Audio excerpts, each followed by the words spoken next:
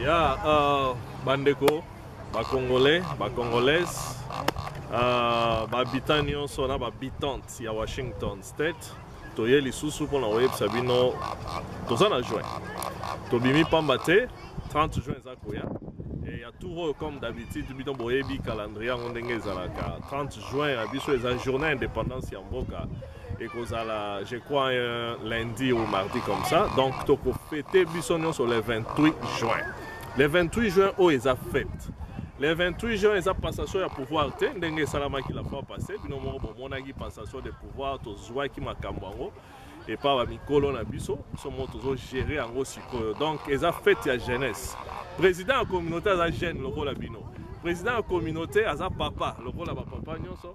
Président la communauté aza noko aza semeki ya ba misusu aza pe bokilo ya ba misusu. Donc eza fête ezozwa bato nyonso tout.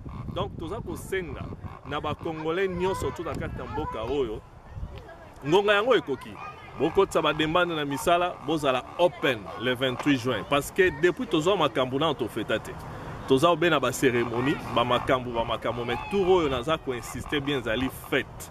Donc ndenge ndeko na biso na mususu aloba ke kipe ya yo donc ekozala mobulu ekozala mabe moto na muta ko kipe ya ye moto na muta ozala na kwena ye.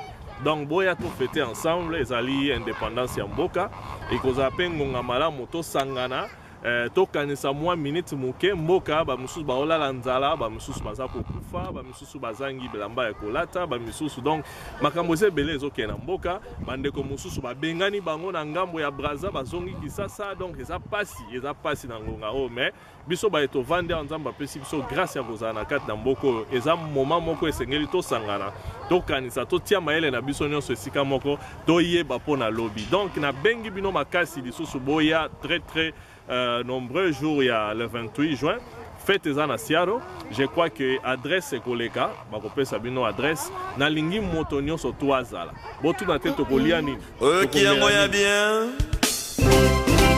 cette parcelle n'est pas à vendre.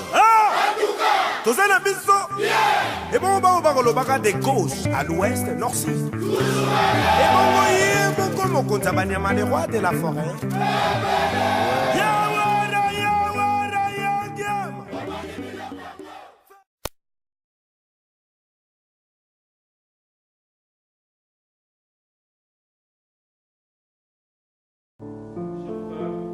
Ata ozali vili